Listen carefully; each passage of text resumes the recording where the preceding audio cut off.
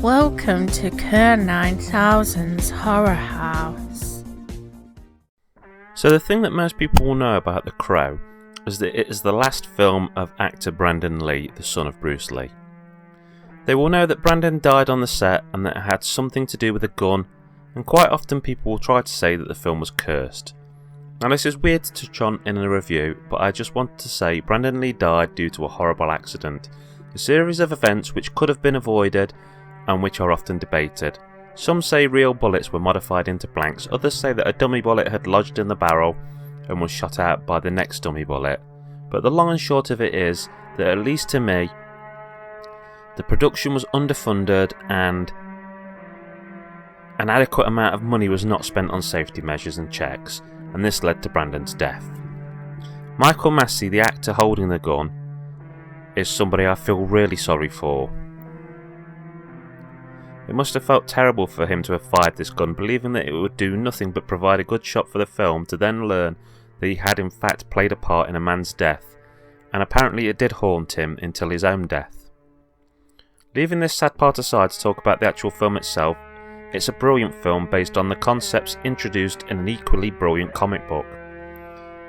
It possibly seems a little weird reviewing this film as part of my horror films review series, as I am sure a lot of people would tend to see this more as a superhero film, which to some degree it is, but it's also a dark gothic film, which to me shares a lot of its DNA with the world of horror, in particular with horror such as the Tales from the Crypt universe, in that it is essentially a morality tale. It's about justice finding those who deserve to feel its sting.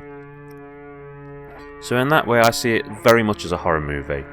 It is a film which kind of breaks and mixes genres though, as in some ways I'd also describe it as a love film. Not a roses and dates sort of love, but a love which lives on no matter what. I feel that it's a truly romantic film in a deeper, more heartfelt sense. Brandon Lee was the standout in the film. His delivery of every single line is in my opinion simply perfect. The facial expressions, the range of emotions is just a masterclass in acting.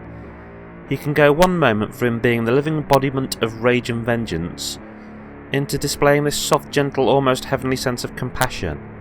I really think that if Brandon had not died, that this film would have made him the A-list actor he deserved to be. I happened to watch this and then follow it up with The Dark Knight, and I couldn't help but feel a connection between the performances provided by both Brandon Lee and Heath Ledger. Both of them gave these deep, expressive performances in their very last films. They also both showed this hint of joy and chaos.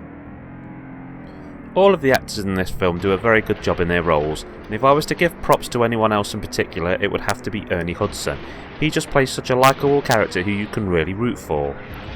The film is one of my favourite films. I love the film's style, the music, the costumes, the tone, but it's just so very unfortunate that while being an incredible film, its true cost was so much higher than it needed to be.